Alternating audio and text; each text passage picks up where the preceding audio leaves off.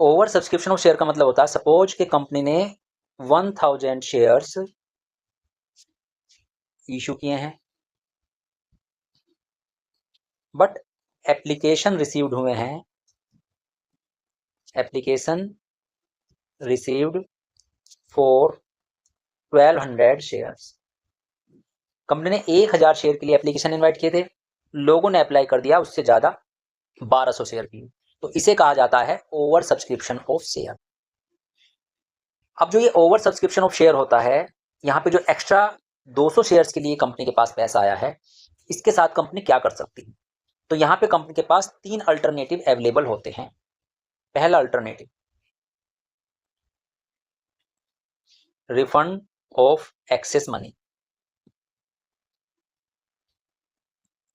Company क्या कर सकती है कि जो 200 शेयर के लिए एक्स्ट्रा अमाउंट आया है, एक्स्ट्रा पैसा आया है, उसे कंपनी क्या कर देगी? उसे कंपनी वापस कर देगी, रिटर्न कर देगी। पहला ऑप्शन तो ये होता है। दूसरा option, adjust the excess money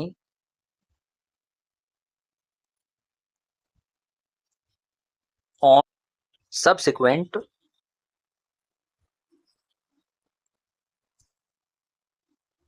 calls या इंस्टॉलमेंट।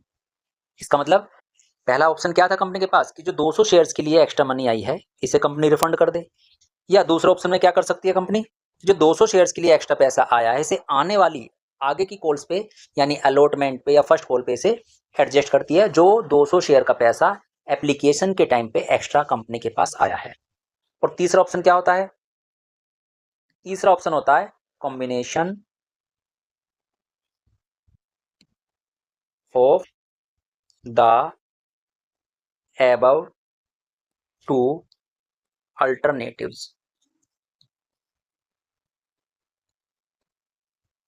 ठीक है, तीसरे में क्या कर सकती है कंपनी के, इन दोनों का वो कॉम्बिनेशन कर सकती है। इसका मतलब 100 शेयर्स का पैसा कंपनी रिफंड कर दे,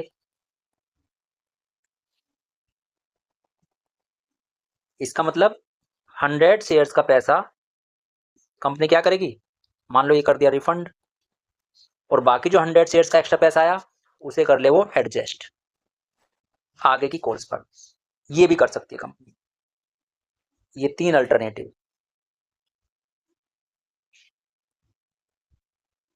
चलिए अब एग्जांपल समझ लेते हैं। सपोज कंपनी ने 1000 शेयर्स इशू किए हैं, वही लिख लेते हैं दोबारा। A limited company issued 1000 shares of ₹10 each और application were received for 1200 shares. Whole amount was payable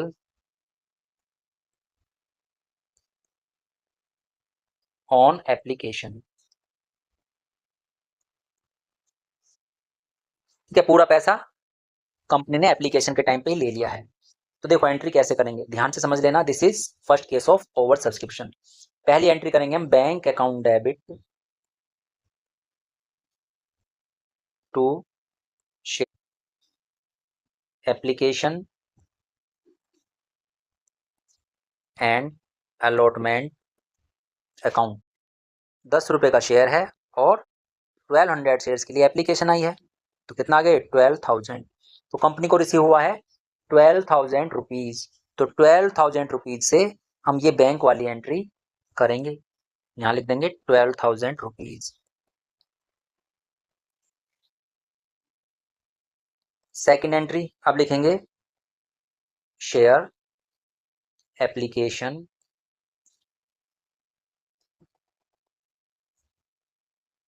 application and allotment account debit to share capital account. अब यहाँ पर ध्यान देने वाली बात यह है कि कंपनी के पास जो एक्स्ट्रा पैसा आया है 200 शेयर्स के लिए, उसके लिए कंपनी के पास सिर्फ एक ही ऑप्शन बचता है।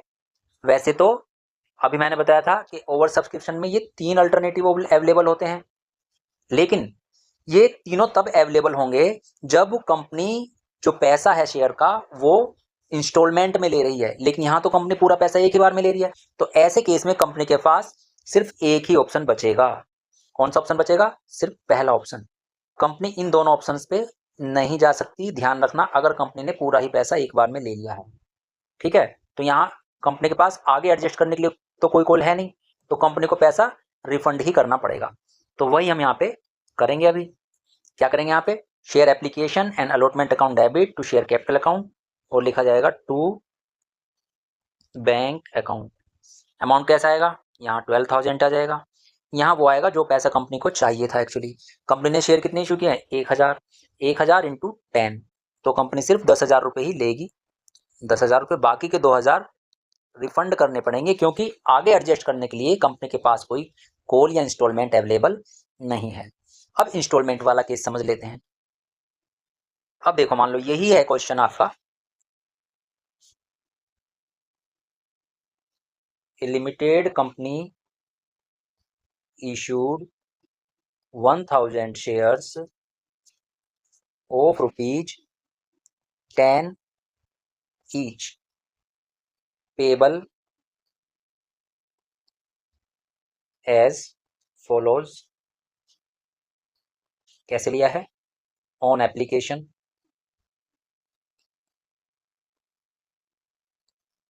एप्लीकेशन पे ले ली, मान लो ₹3। ऑन अलॉटमेंट, ऑन अलॉटमेंट, मान लो अलॉटमेंट पे ले लिया कंपनी ने ₹5।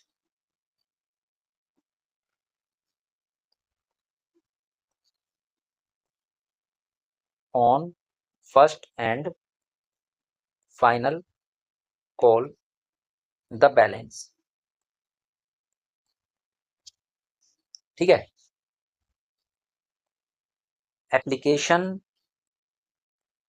applications were received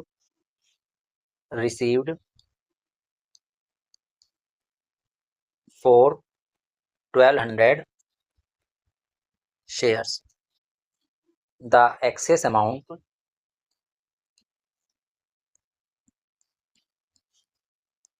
was adjusted on allotment। ठीक है, तो यहाँ पे क्या हो रहा है? कंपनी ने 1,000 शेयर इशू किए हैं, 10 रुपये का एक शेयर है। अमाउंट कैसे लिया है? 3 रुपये ले लिया एप्लीकेशन पे, 5 रुपये ले लिया अलॉटमेंट। बच गया कितना? बच गए हैं 2 रुपये, और 2 रुपये को ले लिया कंपनी ने first and final call.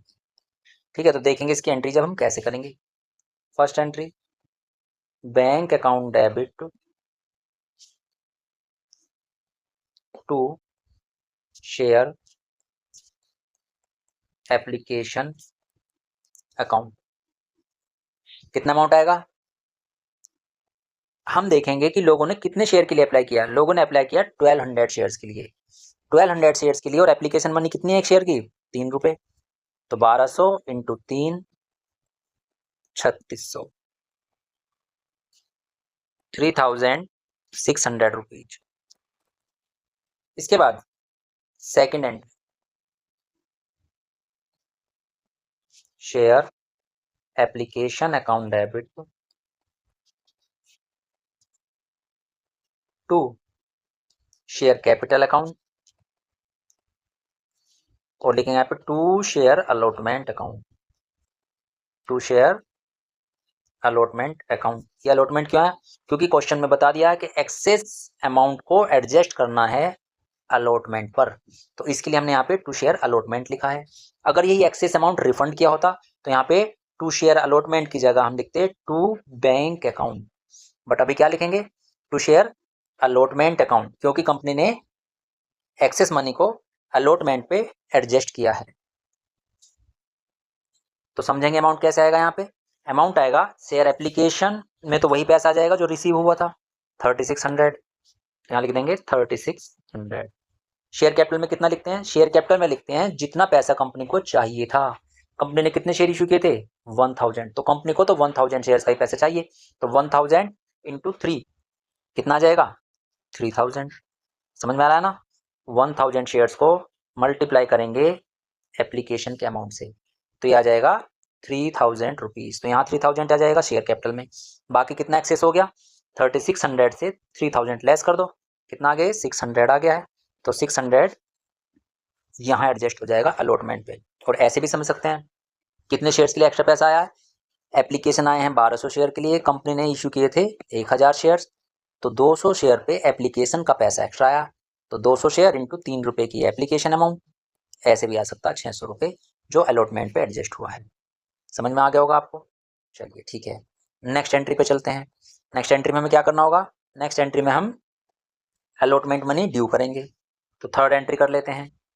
Third entry होगी आपकी share allotment account debit, share allotment account debit to share capital account.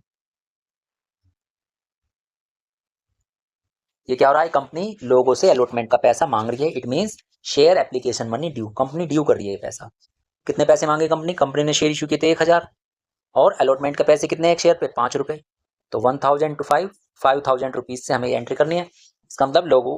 इसका मतलब कंपनी लोगों से 5000 रुपये मांगेगी। कैसे मांगेगी वो?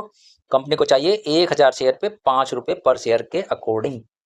1000 इंटू 5, 5000 रुपये। ये हो गया शेयर एप्लीकेशन मनी, ये हो गया share allotment money due. Fourth entry अब क्या करेंगे? अब लिखेंगे bank account debit to share allotment account. Amount कैसा आएगा बच्चों से ध्यान समझना है यहाँ पे। हम यहाँ पे अगर देखें, कंपनी ने ड्यू कितने? 5000 रुपीज़। कंपनी ने 5000 मांगे हैं, बट 600 रुपये तो कंपनी के पास पहले ही आ चुके हैं अलॉटमेंट के नाम से। तो 600 रुपये जो कंपनी के पास आ चुके हैं वो तो अब नहीं आएंगे। तो इन 5000 से इन 600 को माइनस करेंगे, जो बचेगा उतना पैसा कंपनी रिसीव कर लेगी। कितना आ जाएगा ये? 4400 rupees. Fifth entry, first and final call account debit to share capital account. ये तो सिंपल एंट्री होगी। 1000 शेयर है और कॉल मनी कितने की है? एक शेयर पे कितना पैसा मांगा हुआ है? 2 रुपये। तो 1000 इंटू 2, 2000 से हम ये एंट्री पास कर देंगे, 2000। और लास्ट एंट्री करेंगे bank account debit to share first and final call account. यही 2000 रुपये कंपनी रिसीव कर लेगी। आई होप ये कॉन्सेप्ट आपको समझ आ गया होगा।